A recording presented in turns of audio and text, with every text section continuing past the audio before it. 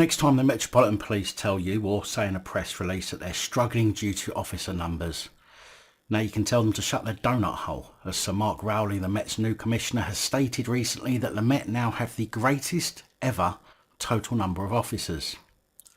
Unfortunately, however, due to the wokeness of political policing, more than 1/3 of their gang are now women.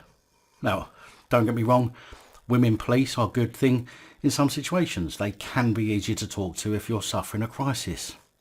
And obviously women victims of crime would be happy to talk to a female constable. But with the rise of violent crimes in the capital and indeed across the country, can we really rely on these officers to withstand the pressures needed to deal with the crime?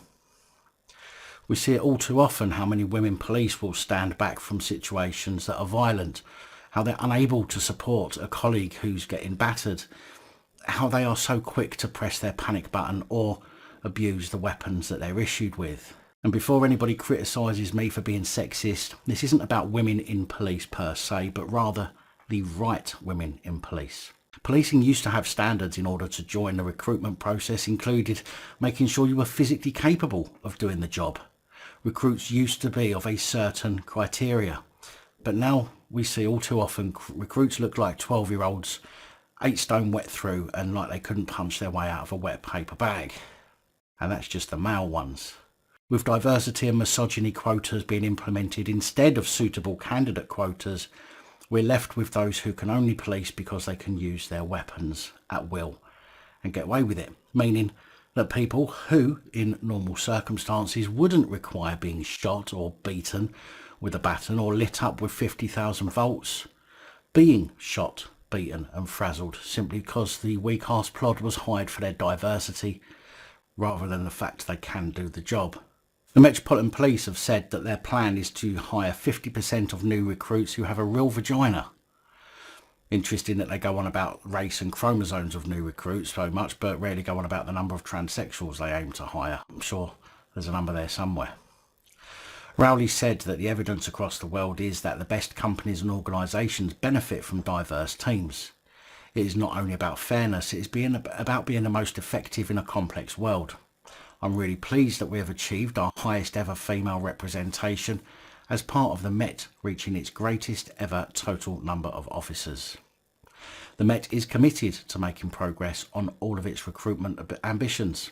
We are working hard to replicate this success in attracting those from black and multiple ethnic heritage communities to a career in the Met, so our workforce better reflects the communities we serve. Mark, the evidence across the world isn't that the best companies are diverse. The evidence from across the world, and indeed across the ages, is that the best companies are those who hire people who can do the damn job, regardless to their skin colour or whether they have a penis or not. Now, I could extend this report with clips of women police failing to be able to handle situations or being trigger happy, but I won't, as if you are a long time viewer of these reports you will have already seen them, and if you're new I doubt you'll have to wait long to see more. But hiring people because it might make you look good in the eyes of some is not the way that any company or organisation should run. Regardless to any other factor, the main priority for any company or organisation is to make sure the staff can do the job that they're hired to do, and if they can't, then they don't get the job.